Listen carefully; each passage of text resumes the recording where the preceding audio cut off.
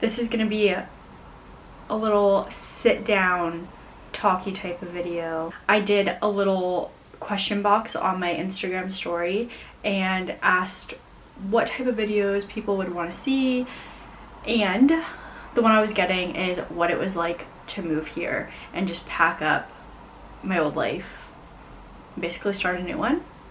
So I was like, you know what, we'll just get these videos out of the way because I know that these are the very like the curiosity videos. So I'm here to tell you what it was like.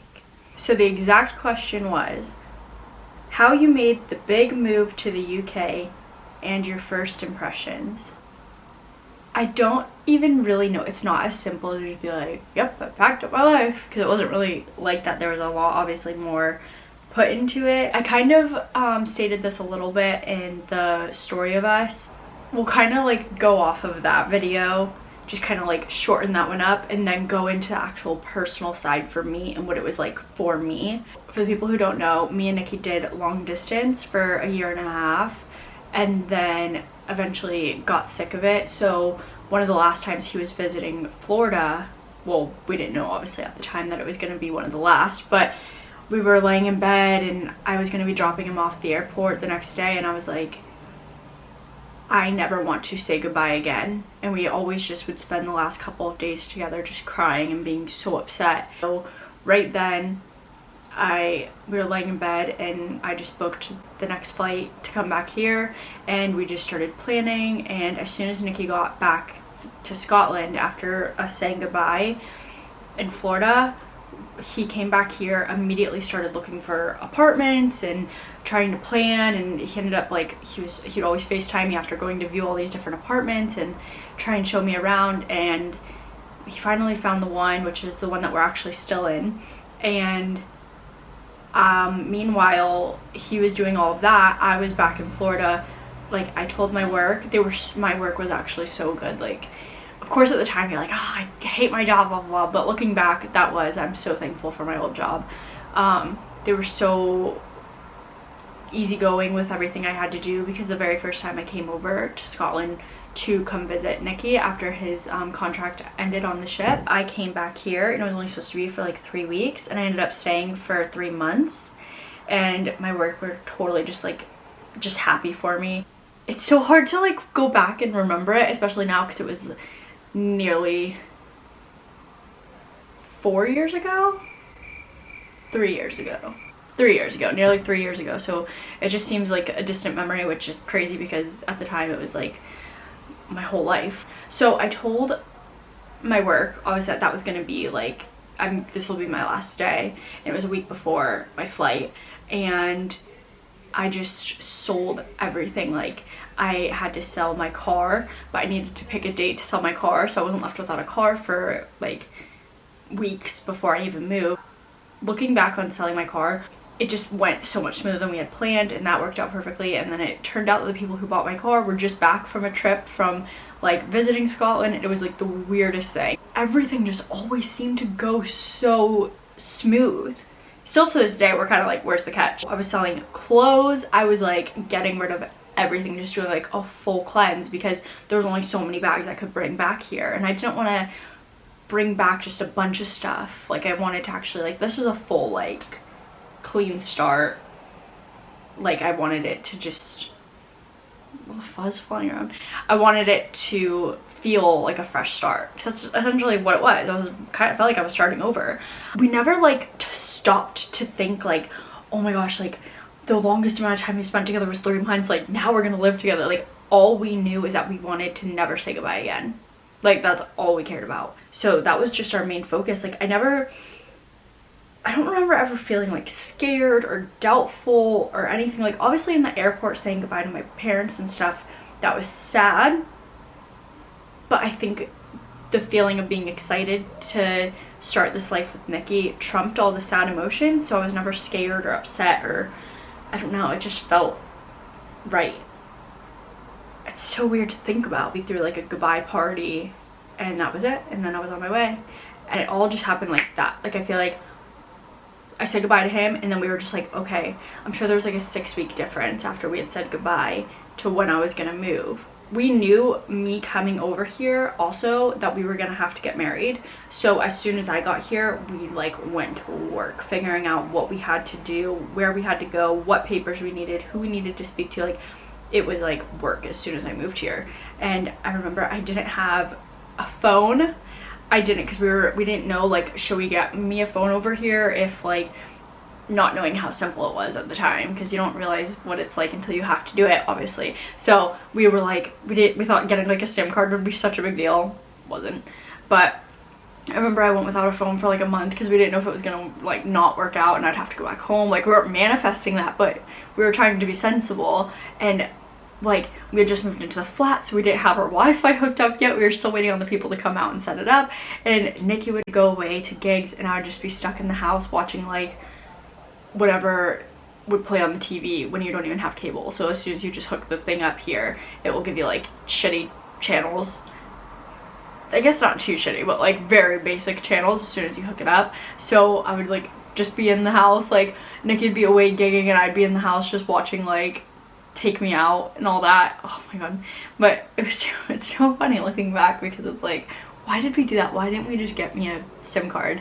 So then eventually we started getting things rolling and figuring out like what we had to do and when we were gonna get married and blah blah blah. And then we had to tell the whole family and everything. And I think like all of that just clouded any idea of like nervousness or doubt or anything like that, because it was like things had to be done. Like, it was like there was no time to waste. Looking back, I think that's why my thoughts are so scattered, because I felt like it was all just like so clouded with how fast it all had to happen.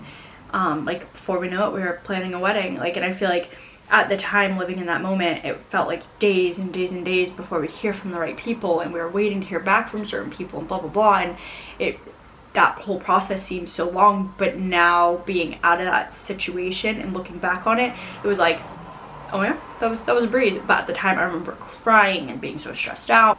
We ended up just planning the wedding. My family came in, visited twice. That's also in the Story of Us video. Basically, we're told the wrong date, and so my family came over for that, for the wedding that was supposed to happen on that wrong date. And then that wedding obviously never happened because we didn't hear back from the government in time. So then they had to leave and then come back 3 weeks later. Whole long story. Go watch it in the other video. I'm trying to stick to just like my point of view, because I think that's what people are very curious, like what it's like for me to move here and not have my own family and things like that. And that was the most detrimental part that I didn't expect, was not having my own family and friends. Like, it would get lonely, or planning the wedding and things like that. Luckily, I had Nikki's brother's girlfriend, Asia. So like, my sister-in-law, she was my matron of honor. There was no way like my best friend could have done it. She wasn't even gonna make it to the wedding. I didn't know who could make it to the wedding, and she was all I had here was Asia. So, and I had Nikki's family. Everyone kind of just came in and helped plan this wedding, and it was hard not having my family there or my mom and things like that. But luckily, on that first trip when they did come, we were able to pick out my wedding dress when my mom and sisters were here. So that was really, really, like, that was amazing. So we got married in September, and then by March of the next year we were in lockdown. So I feel like I only had like 6 months out of lockdown and to kind of live life and get my feet on the ground. 6 months isn't a lot of time to start a new life. You don't really get very far in 6 months, I feel. I didn't really like have my feet on the ground yet. It was just still me and Nikki's world. Like, we were still so clouded. So when lockdown hit, we were like, whoa, okay, this is real life. Like as soon as we started getting like my visas and stuff sorted, then it all got put to a halt with COVID. There was a part of us that was so thankful. I mean, I'd say 95% of us was so thankful that we got married, because if we weren't married, we wouldn't have been able to see each other for Lord knows how long. We were so thankful for that, just to be together, and we didn't care. We were like, we'll live in a shoebox. Like, we're just happy to be with each other. But then the other 5% was like, what is going to happen? Like, Nikki wasn't working. I didn't have a job. Like, we didn't know when the world was going to start back up again. That was stressful, to say the least. But luckily, right before lockdown started, we started getting really close with Becca and Ewan, and actually on the day that Nicola Sturgeon had announced that we were going into full lockdown, we were with Becca and Ewan. We had hiked like a little hill mountain thing near us, so we had gotten back into the flat and we were all like chilling out. I think we were like ordering food and it came on the news and we were all together and we were like, whoa. We kind of just said goodbye. We were like, don't know when we'll see you again. And luckily that was kind of like the start of a really good friendship. So they were all we had really through like lockdown. Like we would like just Zoom and blah blah blah. We were so thankful for them because I didn't at that point really like have my own friend, and it is nice obviously to have Nikki's family and stuff, but you need your own friends. I can't go back to his own family and go bitch about him if I need to, so you need, like, I just needed my own girlfriend. And luckily with Becca came her friends, so now they're my friends, and it's all just kind of worked out well in that sense. So I am lucky to have that, and now I kind of have my feet on the ground again now, especially that we're out of COVID and everything, and it's great because I can just live my life now. But we'll kind of get into that. So anyways, that's a very brief story of me coming here. But the other half to this question was my first impressions.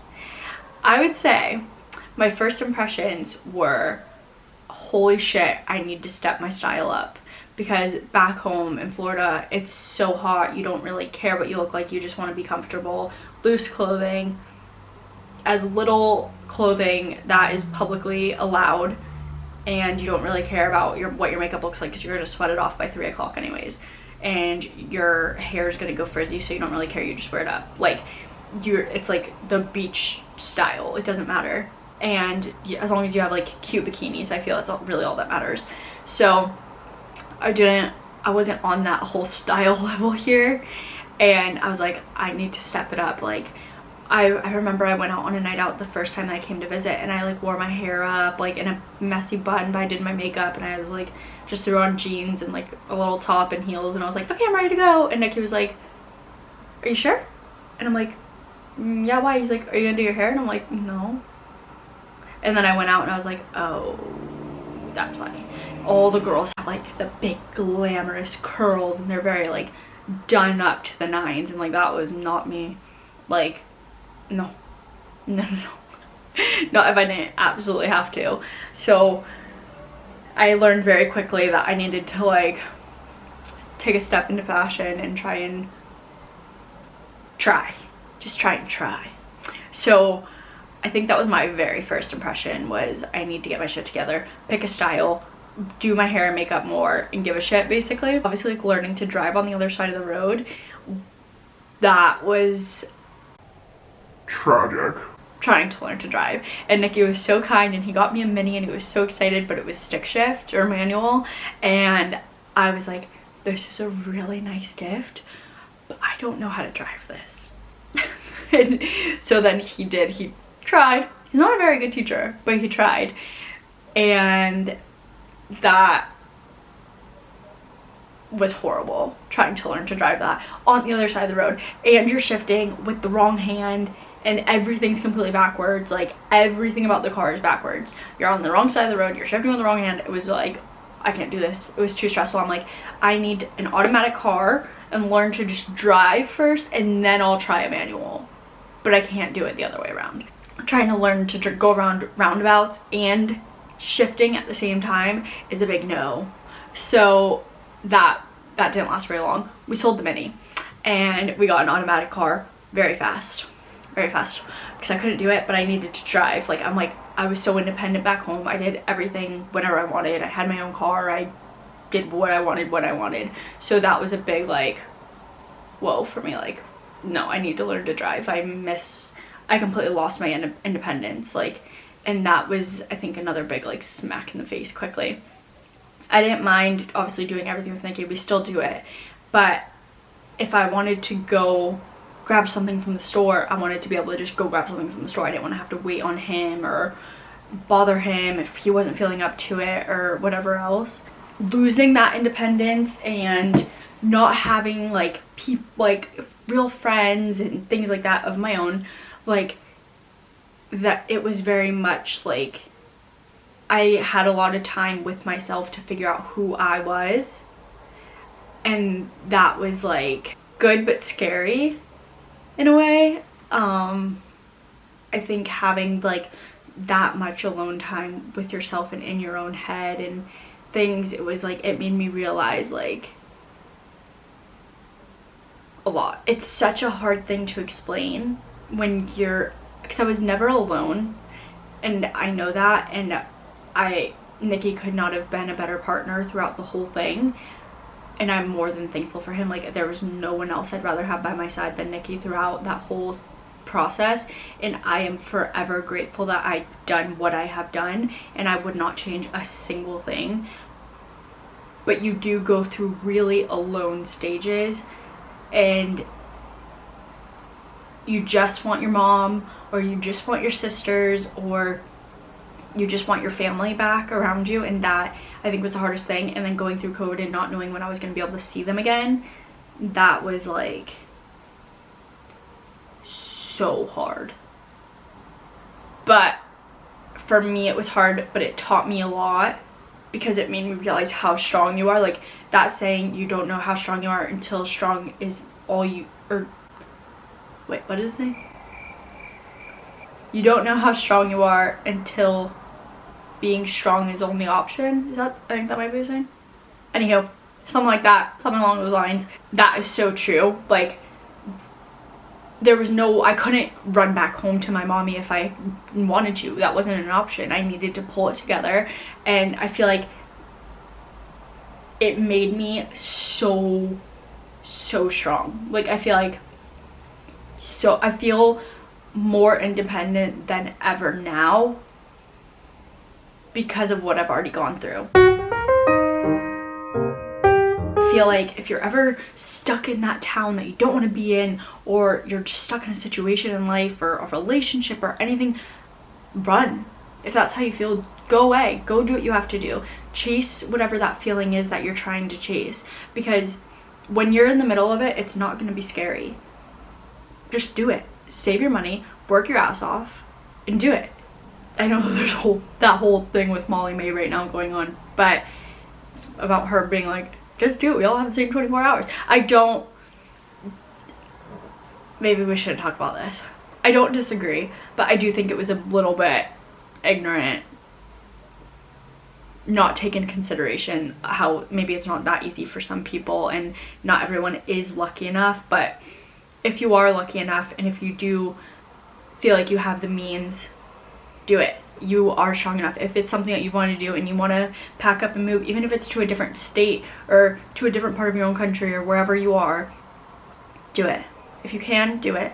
If it's just money that's stopping you, well, work harder, save, and go do it. You can do it.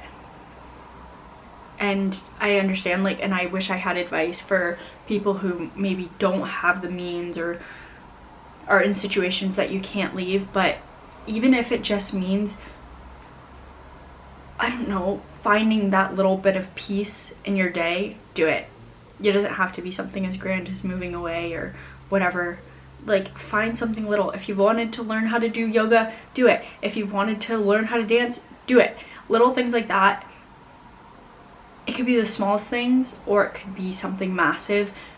If there's anything that's not helping your day-to-day life or helping your mental state, fix it. There's no reason not to. You only have one life.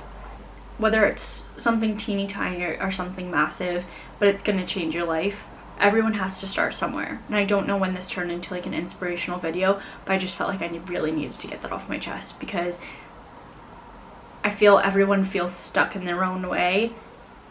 Do whatever it is that you need to do to fix that. Okay, enough of the inspirational talks. I am not an inspirational speaker. I don't even know if any of that made sense.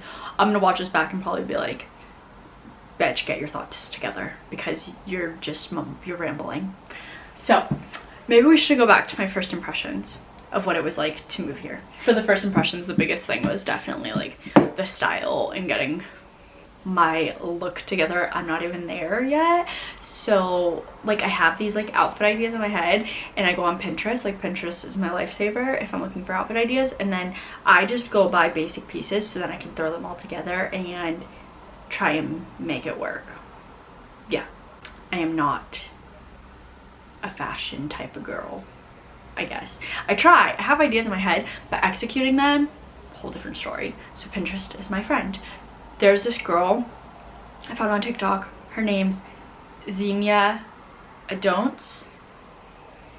She's French. I really hope I'm not saying her name wrong, but I want to be her. She's amazing and she is like my fashion icon right now. I want to be her.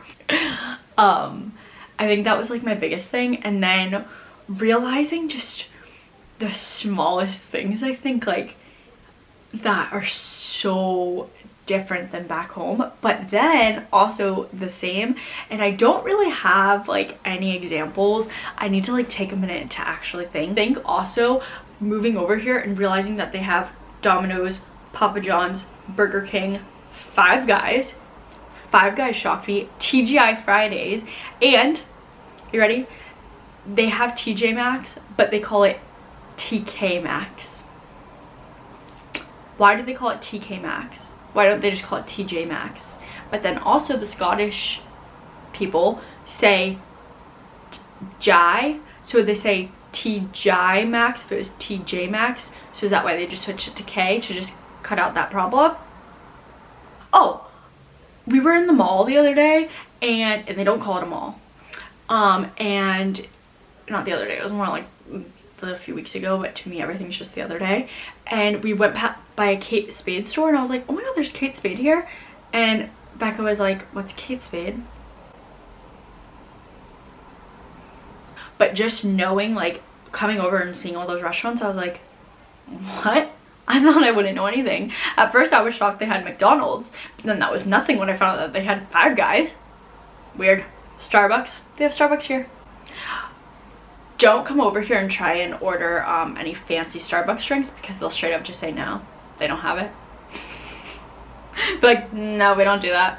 What else? Do you want a hot chocolate? Like, they do not do fancy Starbucks drinks. And anytime I try and go through the drive-thru with Nikki and make him order a Starbucks drink for me, he actually like gets panicky, and Nikki doesn't even have anxiety, but he like actually starts stressing out when I'm like, can we go to Starbucks? He's like, okay, figure out what you want now. And I'm like, okay. And I have to like practice what I want with him before we get through the drive-thru. I have to be like, okay, I want a grande half decaf white chocolate mocha with cinnamon dolce. And he's like, okay, grande white. And he always ends up messing it up, but he gets so stressed.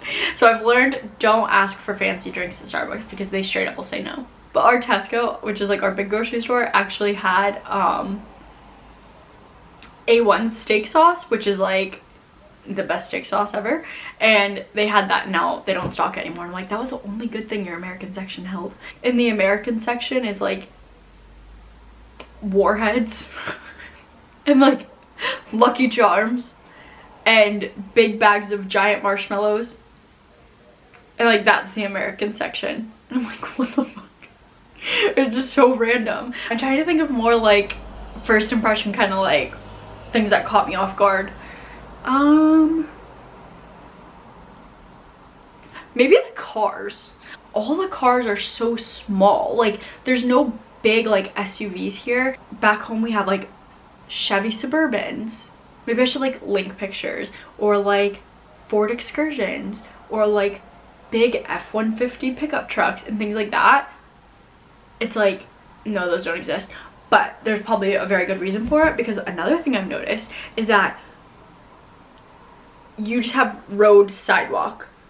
Like, there's no like road, bit of grass to keep the walkers safe, then the sidewalk. No, it's just like road, sidewalk, and cars are zooming past you, and you're like, you feel like their wing mirrors gonna like take you out. I think like that's why maybe there's such small tight cars, because there's no like, the roads are very much like there, and there's like no median, so like you'll just be driving past someone at like 60 and you're just passing by each other like this. Like, there's like a scene in The Holiday where she's like driving and she's like, and the cars are like zooming past her and she thinks that they're just gonna hit her because it's actually like this much space between the car, you and the car next to you, and you're like flying by each other.